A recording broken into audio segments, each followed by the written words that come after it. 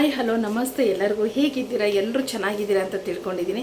So ಏನಪ್ಪ ಅಂತ ಹೇಳಿದರೆ ಅಯ್ಯಪ್ಪನ ದರ್ಶನಕ್ಕೆ ಪ್ರತಿ ವರ್ಷ ಕನ್ಯಾಸ್ವಾಮಿಗಳು ಹೋಗ್ತಾರೆ. ಈ ಕನ್ಯಾಸ್ವಾಮಿಗಳು ಏನಕ್ಕೆ ಅಯ್ಯಪ್ಪನ ದರ್ಶನ ಪಡೀಲಿಕ್ಕೆ ಹೋಗ್ತಾರೆ ಅಂತ ನೋಡೋದಾದರೆ ಇದ್ರ ಬಗ್ಗೆನೇ ಒಂದಷ್ಟು ಮಾಹಿತಿಗಳು ಇದೆ. ಅದನ್ನು ನಾನು ಇವತ್ತು ಈ ಒಂದು ವಿಡಿಯೋದಲ್ಲಿ ತಿಳಿಸ್ಕೊಡ್ತಾ ಇದ್ದೀನಿ. ಸೊ ಯಾರೆಲ್ಲ ನನ್ನ ಚಾನಲ್ಗೆ ಇನ್ನೂ ಸಬ್ಸ್ಕ್ರೈಬ್ ಆಗಿಲ್ಲ ದಯವಿಟ್ಟು ಸಬ್ಸ್ಕ್ರೈಬ್ ಆಗಿ ಲೈಕ್ ಮಾಡಿ ಕಮೆಂಟ್ ಮಾಡೋದನ್ನು ಮರಿಬೇಡಿ. ಸೊ ಅಯ್ಯಪ್ಪನ ಪಾದ ಚರಣಗಳಿಗೆ ಸ್ಮರಿಸುತ್ತಾ ಈ ಒಂದು ವಿಡಿಯೋನ ಸ್ಟಾರ್ಟ್ ಮಾಡ್ತೀನಿ. ಏನಂತ ಹೇಳಿದರೆ ಅಯ್ಯಪ್ಪನಿಗೆ ಏನಕ್ಕೆ ಪ್ರತಿ ವರ್ಷ ಕನ್ಯಾಸ್ವಾಮಿಗಳು ಹೋಗ್ತಾರೆ ಅಂತ ಹೇಳಿದರೆ ಅಯ್ಯಪ್ಪನಿಗೂ ಮತ್ತು ಒಂದು ಮಾಳಿಗೆ ಪರ್ವತಮ್ಮಗೂ ಒಂದು ಒಪ್ಪಂದ ಆಗಿರುತ್ತೆ. ಯಾವ ವರ್ಷ ನನಗೆ ಕನ್ಯಾಸ್ವಾಮಿಗಳು ಬರುವುದಿಲ್ಲೋ ಲಕ್ಷಾಂತರ ಸಂಖ್ಯೆಯಲ್ಲಿ ನನ್ನನ್ನು ನೋಡಲು ಭಕ್ತರು ಬರ್ತಾರೆ, ಯಾವ ವರ್ಷ ನನಗೆ ಬರೋದಿಲ್ವ ಆ ವರ್ಷ ನಾನಿನ್ನ ಮದುವೆ ಆಗ್ತೀನಿ ಅಂತ ಹೇಳ್ತಾರೆ. ಏನಕ್ಕೆ ಈ ಮಾತನ್ನು ಹೇಳ್ತಾರೆ ಅಂತ ಹೇಳ್ಬಿಟ್ಟು ನಾನು ಈ ಒಂದು ವಿಡಿಯೋದಲ್ಲಿ ತಿಳಿಸ್ಕೊಡ್ತೀನಿ. ಸೊ ಕೊನೆವರೆಗೂ ವಿಡಿಯೋ ನೋಡಿ, ಸ್ಕಿಪ್ ಮಾಡಬೇಡಿ.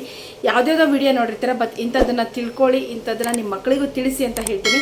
ಈ ಒಂದು ವಿಡಿಯೋನ ಸ್ಕಿಪ್ ಮಾಡಿದ್ರೆ ಮಹಿಷಿಮುಖಿ ಅನ್ನುವ ಒಂದು ದೇಹ ಹಳದಾ ನದಿಯ ಪಂಪಾ ದಡದಲ್ಲಿ ಬಂದು ಬಿದ್ದಿರುತ್ತೆ. ಸೊ ಆವಾಗ ಅವಳು ಎದ್ದೇಳಬಾರ್ದು ಅಂತ ಹೇಳಿಬಿಟ್ಟು ಅಯ್ಯಪ್ಪ ಅವಳ ಬೆನ್ನಿನ ಮೇಲೆ ನೃತ್ಯ ತಾಂಡವವನ್ನು ಮಾಡಲು ಪ್ರಾರಂಭ ಮಾಡ್ತಾನೆ. ನೃತ್ಯ ತಾಂಡವ ಮಾಡಲು ಪ್ರಾರಂಭ ಮಾಡಿದಾಗ ಅಲ್ಲಿಗೆ ಪರಶಿವ ಬರ್ತಾನೆ.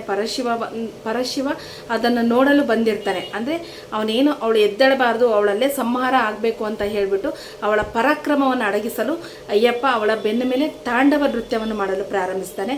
ಅದನ್ನು ನೋಡಲಿಕ್ಕೆ ಅಯ್ಯಪ್ಪನ ಒಂದು ನೃತ್ಯವನ್ನು ನೋಡಲಿಕ್ಕೆ ಕಾಳಿ ಎತ್ತಿನ ಮೇಲೆ ಬಂದಿರ್ತಾನೆ. ಆ ಕಾಳಿ ಎತ್ತನ್ನು ಅಲ್ಲಿ ಒಂದು ಮರ ಇರುತ್ತೆ, ಮರಕ್ಕೆ ಕಟ್ಟೆ ಹಾಕ್ತಾರೆ. ಅದನ್ನೇ ಕಾಳಿ ಕಟ್ಟೆ ಎಂದು ಇವತ್ತಲ್ಲಿ ತುಂಬ ಪ್ರಸಿದ್ಧಿಯನ್ನು ಪಡೆದಿದೆ. ಸೊ ಹೀಗೆ ಅಯ್ಯಪ್ಪ ನೃತ್ಯ ಮಾಡ್ತಿರ್ಬೇಕಾದ್ರೆ ಅಲ್ಲಿಂದ ಶಾಪ ಮುಕ್ತಳಾಗಿ ಅಪ್ಪನ ದಿವ್ಯ ಪಾದದಿಂದ ಮಹಿಷಿಮುಖಿ ಏನಾಗ್ತಾಳೆ, ಅವಳು ಶಾಪ ವಿಮೋಚನಾಗಿ ಹೊರಗಡೆ ಬರ್ತಾಳೆ. ಹೊರಗಡೆ ಬಂದಾಗ ಅಯ್ಯಪ್ಪನಿಗೆ ಹೇಳ್ತಾಳೆ, ನಿನ್ನ ಪಾದ ಸ್ಪರ್ಶದಿಂದ ನಾನು ಶಾಪ ವಿಮೋಚನೆ ಆಗಿದ್ದೇನೆ, ನನ್ನನ್ನು ನಿನಗೆ ಸಮರ್ಪಿಸಿಕೋ ಅಂತ ಕೇಳ್ತಾಳೆ. ಆಗ ಅಯ್ಯಪ್ಪ ಹೇಳ್ತಾನೆ, ಇದು ಸಾಧ್ಯವಿಲ್ಲ, ನಾನು ಬ್ರಹ್ಮಚರ್ಯವನ್ನು ಪಾಲಿಸುತ್ತಿದ್ದೇನೆ, ನನಗಾಗಿ ಒಂದು ಆಲಯ ನಿರ್ಮಾಣವಾಗ್ತಾ ಇದೆ ಅಂತ ಹೇಳ್ತಾನೆ. ಸೊ ಅವಾಗ ಹೇಳ್ತಾನೆ ಅವನು, ಇದಕ್ಕೆ ಇನ್ನೊಂದು ಮಾರ್ಗವಿದೆ, ನನ್ನ ಆಲಯ ನಿರ್ಮಾಣವಾಗುತ್ತಿದೆ ಅಲ್ವಾ, ಆ ಆಲಯದ ಪಕ್ಕದಲ್ಲಿ ನಿನಗೂ ಒಂದು ಆಲಯ ನಿರ್ಮಾಣವಾಗುತ್ತದೆ. ಸೊ ಅಲ್ಲಿ ನನಗೆ ನೋಡಲಿಕ್ಕೆ ಪ್ರತಿ ವರ್ಷ ನನಗೆ ಲಕ್ಷಾಂತರ ಭಕ್ತರು ಬರ್ತಾರೆ. ಪ್ರತಿ ವರ್ಷ ಬರುವ ಭಕ್ತಾದಿಗಳಲ್ಲಿ ಅದರಲ್ಲೂ ಲಕ್ಷಾಂತರ ಭಕ್ತರು ನನಗೆ ಕನ್ಯಾಸ್ವಾಮಿಗಳಾಗಿ ಬರ್ತಾರೆ. ಅಂದರೆ ಮದುವೆ ಆಗದೆ ಇರುವಂಥ ಬ್ರಹ್ಮಚರ್ಯ ಸ್ವಾಮಿಗಳು ನನಗೆ ಪ್ರತಿ ವರ್ಷ ಕನ್ಯಾಸ್ವಾಮಿಗಳಾಗಿ ಬರ್ತಾರೆ. ಮೊದಲನೇ ವರ್ಷ ನಾನು ಅಯ್ಯಪ್ಪನನ್ನು ಕಾಣಬೇಕು ಅಂತೇಳಿ ತುಂಬ ಭಕ್ತರು ನನ್ನನ್ನು ನೋಡಲಿಕ್ಕೆ ಬರ್ತಾರೆ.